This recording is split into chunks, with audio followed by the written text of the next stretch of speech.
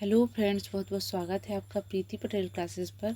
आज हम पत्र प्रारूप से रिलेटेड क्वेश्चन करेंगे जो पिछली परीक्षाओं में पूछे गए हैं। मोस्ट इम्पोर्टेंट क्वेश्चन है, काफ़ी लेवल के क्वेश्चन हैं। तो आपको अगर हिंदी ग्रामर में पत्र प्रारूप से संबंधित आपके सिलेबस में है तो आप इस वीडियो को पूरा ज़रूर देखिएगा। देखिए क्वेश्चन नंबर 1 देखिए। पूर्व में प्रेषित पत्र की याद दिलाने के लिए भेजा जाने वाला पत्र कहलाता है। पूर्व में प्रेषित पत्र के पूर्व में जो पत्र भेजा जाता है उस पत्र को क्या कहते हैं, तो उसको अनुस्मारक कहते हैं। यहाँ पर देखिए, यहाँ पर थोड़ा सा पत्र के बारे में पढ़ लेते हैं। विज्ञप्ति। विज्ञप्ति क्या होती है? विज्ञप्ति शब्द से तात्पर्य है सूचित करने की क्रिया। क्या होती है? विज्ञप्ति होती है। निविदा क्या कहते हैं? सरकारी एवं गैर सरकारी प्रतिष्ठानों द्वारा अपने किसी निर्माण कार्य को संपन्न कराने, सामान की आपूर्ति कराने आदि के लिए उक्त कार्य कर सकने वाले व्यक्ति के सूचनार्थ समाचार पत्रों में आमंत्रण कहलाता है। क्या कहलाता है? निविदा कहलाता है। विज्ञप्ति क्या? विज्ञप्ति शब्द से तात्पर्य सूचित करने की क्रिया। निविदा सरकारी गैर सरकारी प्रतिष्ठानों द्वारा अपने किसी निर्माण कार्य को संपन्न कराने, सामान की आपूर्ति प्रदान करने आदि के लिए उक्त कार्य करने के लिए जो विज्ञप्ति होती है उसे क्या होते हैं?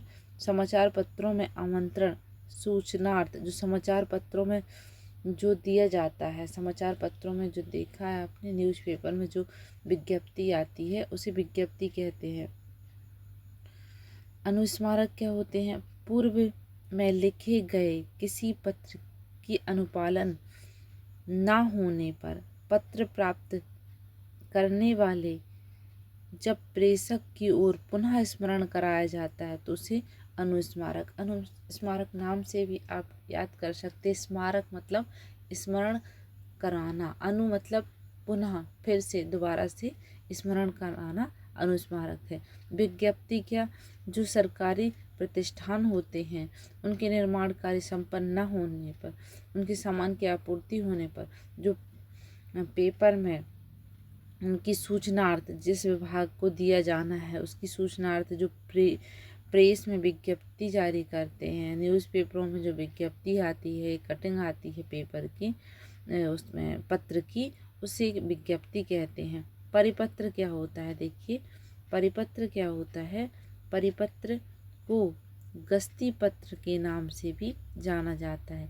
जब एक ही सूचना, आदेश, निर्देश, संदेश कई व्यक्तियों अथवा कार्यालयों को भेजना हो, ऐसी परिस्थिति में लिखा जाने वाला पत्र परिपत्र या गस्ती कहलाता। परिपत्र जो सर्कुलर एक इकट्ठे किसको जाए, किसी सूचना, आदेश, अनेक कई कार्यालयों को एक साथ वह परिपत्र जाता है, सर्कुलर जाता है, कई व्यक्तियों को एक साथ पहुंचाया जाता है तो वह क्या कहलाता है? परिपत्र कहलाता है। आगे देखते हैं क्वेश्चन नंबर 2 देखिए। क्वेश्चन नंबर 2 देखिए। किसी पद पर नियुक्ति प्राप्त करने हेतु लिखे गए पत्र का प्रारूप होता है। किसी पद पर नियुक्ति प्राप्त करने हेतु लिखे गए पत्र का प्रारूप क्या होता है? नियुक्ति प्राप्त करने हेतु उसे आवेदन पत्र कहते हैं। क्वेश्चन नंबर 3 देखिए। निविदा सूचना का आदेश होता है। निविदा सूचना का अर्थ उद्देश्य होता है। निविदा सूचना में क्या क्या बिंदु शामिल होते हैं? तो सामान की आपूर्ति करवाना, ये न्यूज़पेपर में दी जाती है, विज्ञप्ति दी जाती है। निविदा सूचना सामान की नीलामी करना हो, कोई सरकारी कार्यालयों में निर्माण कार्य करवाना हो तो उक्त सभी के लिए निविदा सूचना का उद्देश्य होता है। उक्त सभी के लिए निविदा सूचना दी जाती है। क्वेश्चन नंबर 4 देखिए। एक ही पत्र जब एक साथ कई प्रेषितियों को भेजा जाता है तो इसे कहते हैं। एक ही पत्र जब एक साथ कई प्रेषितियों मतलब कई लोगों को भेजा जाता है तो उसे परिपत्र कहते हैं। इससे पहले भी आया है इसका क्वेश्चन।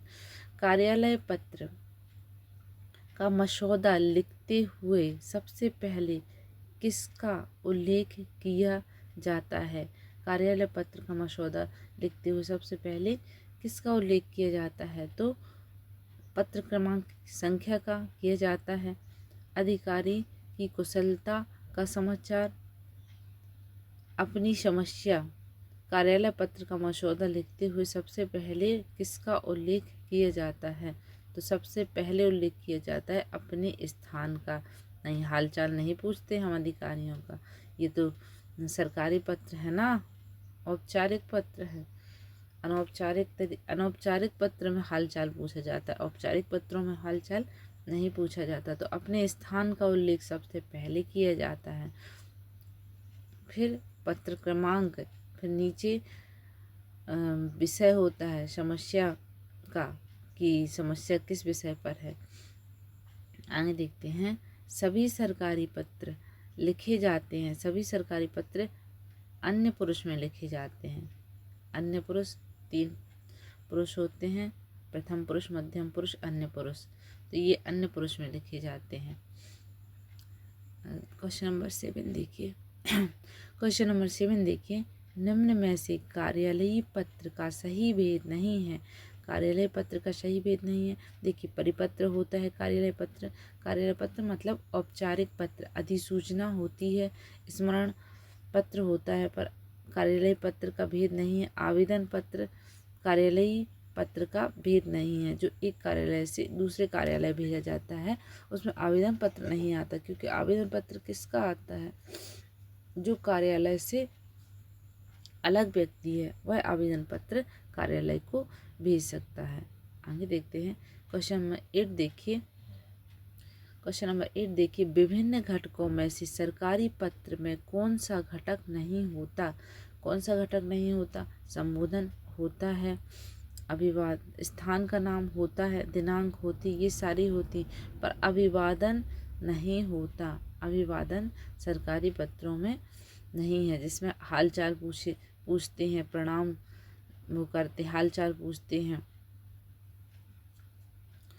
जैसे प्रिय पिताजी आपको प्रणाम, ये अभिवादन नहीं होता।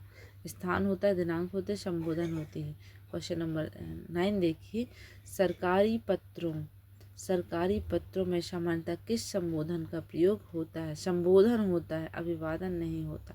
संबोधन में श्रीमान, मान्यवर, महोदय, तो महोदय होता है, महोदय होता है, ना तो श्रीमान होता है, मान्यवर भी नहीं होता, महाशय भी नहीं होता। तो सरकारी पत्रों में सामान्यतः संबोधन का प्रयोग किया जाता है। क्वेश्चन नंबर 10 देखिए। अर्ध सरकारी पत्र। अर्ध सरकारी पत्र के बारे में कौन सा कथन गलत है? अर्ध सरकारी पत्र, इसमें पाने वाले को पदनाम से संबंधित किया जाता है। पाने वाले को पदनाम से संबोधित किया जाता है क्या? नहीं। कौन सा कथन गलत है? इसमें पाने वाले का पदनाम से संबोधित नहीं किया जाता अर्ध सरकारी पत्रों में। बाकी नीचे देखिए। ऊपरी संस्था या कार्यालय के नाम, स्थान आदि, ऊपरी संस्था कार्यालय के नाम, स्थान आदि का उल्लेख होता है। हाँ, होता है इसका। यथा स्थान, दिनांक और क्रमांक का उल्लेख होता है। हाँ, ये भी होता है। ऊपर बाईं ओर प्रेषक का नाम और पता लिखा जाता है, तो ऊपर बाईं ओर प्रेषक का नाम और पता इस स्थान पर लिखा जाता है। आगे देखिए। सभी सरकारी पत्र लिखे जाते हैं, ये तो पुनः रिपीट हुआ है, एक बार फिर से रिपीट हुआ है, तो अन्य पुरुष में लिखे जाते हैं। क्वेश्चन नंबर 12 देखिए। निम्न में कार्यालयी पत्र का सही भेद नहीं है।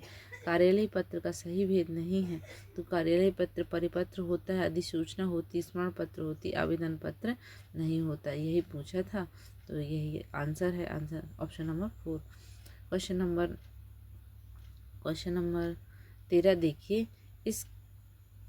इस कार्यालय में मनोहर लाल शर्मा को गहन हिंदी प्रशिक्षण पूरा करने के बाद सामान्य अनुभाग में तैनात किया जाता है। यह वाक्य इनमें से किस कार्यालयी पत्र का है? कार्यालय टिप्पणी नहीं, कार्यालय टिप्पणी का नहीं है, परिपत्र का भी नहीं है, संकल्प कार्यालय आदेश का आदेश ऐसे दिए जाते हैं कि यहाँ पर आपको तैनात किया जाता है, आपको ये किया जाता है, तो ये आदेश निकाले जाते हैं। आगे देखते हैं क्वेश्चन नंबर 14 देखिए। क्वेश्चन नंबर 14 देखिए, कार्यालय में भेजे जाने वाले औपचारिक पत्र का समापन संबोधन क्या होगा? तो समापन संबोधन क्या होगा? तो भवदीय होगा, भवदीय। फिर नीचे उसके नीचे अपना नाम लिखा जाता है। आपका आज्ञाकारी नहीं होगा, आपका नहीं होगा, आपका स्नेह भजन नहीं होता। ये सारे अनौपचारिक पत्र के एग्जाम्पल हैं, भवदीय होगा। आगे देखते हैं क्वेश्चन नंबर 15 देखिए, प्रधानाचार्य को भेजे गए पत्र में संबोधन किस शब्द से करेंगे? प्रधानाचार्य को माननीय कहेंगे। प्रधानाचार्य को जो संबोधन करते हैं उसको परम प्रिय नहीं, ये भी अनौपचारिक पत्र का संबोधन है। प्रबंधक नहीं, मित्रवर नहीं, ये माननीय शब्द से हम संबोधन करेंगे। क्वेश्चन नंबर 16 देखिए, एक पत्र अनेक अधिकारियों को लिखा जाता है तो इसे कहते हैं, उसे क्या कहते हैं? पृष्ठांकित कहते हैं, परिपत्र कहते हैं। हाँ, परिपत्र कहते हैं। सर्कुलर जो एक साथ अनेक अधिकारियों को अनेक कार्यालयों में भेजा जाता है उसे क्या कहते हैं? परिपत्र कहते हैं। आगे देखते हैं क्वेश्चन नंबर 17 देखिए, अनुस्मारक के बारे में कौन सी बात गलत है? तो अनुस्मारक में पूर्व पत्र का संदर्भ होता है। इनमें प्रतिलिपि देने वाले का प्रावधान होता है। इनमें भाषा अपेक्षाकृत कठोर होती है। अनुस्मारक गजट में प्रकाशित होता है। तो यहाँ पर देखिए अनुस्मारक कौन सी बात गलत है? तो अनुस्मारक जो है गजट में प्रकाशित नहीं होता। अनुस्मारक गजट में प्रकाशित नहीं होता, यही पूछा गया था। जबकि हाँ, अनुस्मारक पुनः तो उससे अपेक्षाकृत कठोर भाषा का प्रयोग हो सकता है, क्योंकि एक बार पत्र चला गया है तो वह दोबारा से उसी पत्र का स्मरण दिलाने के लिए कि आपका ये काम नहीं हुआ है, तो कठोर शब्दों भाषा का प्रयोग हो सकता है। अनुस्मारक पूर्व पत्र के संदर्भ होता है, संदर्भ डालते हैं। जो पहला पत्र भेजा गया उसका संदर्भ अनुस्मारक में डालते हैं। इनमें प्रतिलिपि देने का प्रावधान नहीं होता, भाषा अपेक्षाकृत कठोर हो सकती पर गजट में प्रकाशित नहीं होता। गजट में प्रकाशित होती है विज्ञप्ति गजट में प्रकाशित होती है। विज्ञप्ति क्या होती है? इससे पहले देखिए क्वेश्चन हमने किए हैं। क्वेश्चन नंबर 18 देखिए, अधिसूचना की समाप्ति पर स्वनिर्देश के स्थान पर होता है। अधिसूचना की समाप्ति पर स्वनिर्देश के स्थान पर क्या होता है? तो हस्ताक्षर, पदनाम, सचिव, उपसचिव, मतलब जो कार्यालय का नाम होता है उसका होता है अधिसूचना की समाप्ति पर स्वनिर्देशित होता है। क्वेश्चन नंबर 19 देखिए, अर्धशासकीय पत्र में प्रेषिती को संबोधन की शैली होती है। अर्धशासकीय पत्र में जिसको भेजने वाले हैं हम पत्र, उसके लिए संबोधन क्या होता है? उसके लिए संबोधन होता है, कौन सी शैली होती है? सेवा में निदेशक, सेवा में शर्मा जी,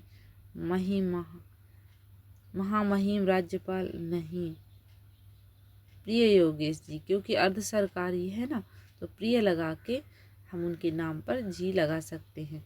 ध्यान रहे, अर्ध सरकारी पत्र जब कोई सरकारी काम के लिए सरकारी कर्मचारी सरकारी व्यक्ति को व्यक्तिगत नाम से अपेक्षित सूचनाओं या सम्मति प्राप्ति के क्रम में कोई पत्र भेजता है तो उसे अर्ध सरकारी पत्र कहते हैं। देखिए, एक सरकारी कार्यालय का अधिकारी दूसरे सरकारी कार्यालय के अधिकारी को अगर सरकारी कर्मचारी सरकारी व्यक्ति को व्यक्तिगत नाम से उसके नाम से अगर पत्र भेज रहे हैं तो वह अर्ध सरकारी पत्र में आता है।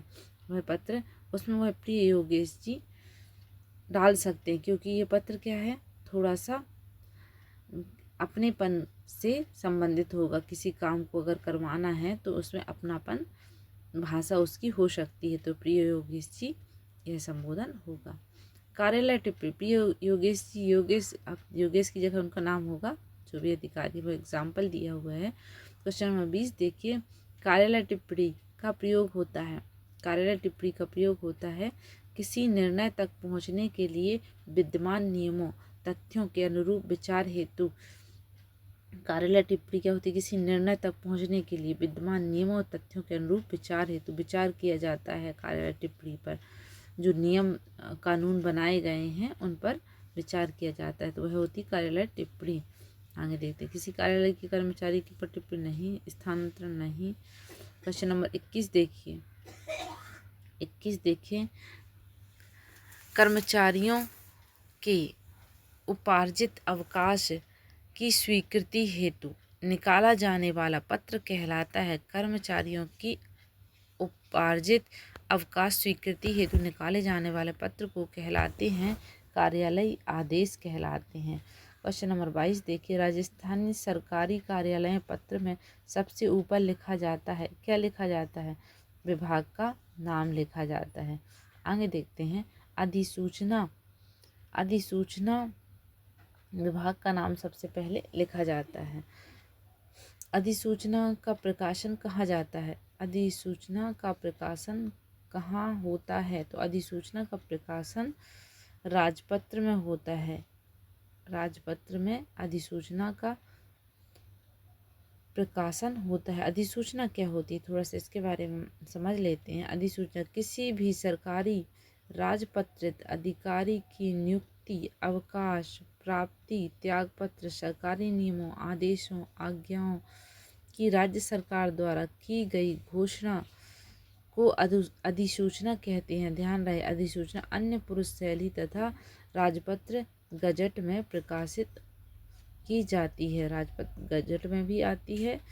और ये नियुक्ति, अवकाश और त्यागपत्र सरकारी नियमों के जो आदेश निकलते हैं वह आदेश से अधिसूचना, ऐसे आप याद रखिए, जो आदेश निकलते हैं वह अधिसूचना होते हैं, राजपत्र आदेश होते हैं, तो उनको अधिसूचना कहते हैं। अधिसूचना, आदेश, ऐसे रिलेट कर लीजिए आप। जो सरकारी नियमों, आदेशों व आज्ञाओं को राज्य सरकार द्वारा की गई घोषणा की अधिसूचना कहते हैं, अधिसूचना कहते हैं। जो उनके द्वारा जो घोषणाएं की गई हैं वह क्या है? आदेश निकाले गए हैं, वह अधिसूचना है। आगे देखते हैं,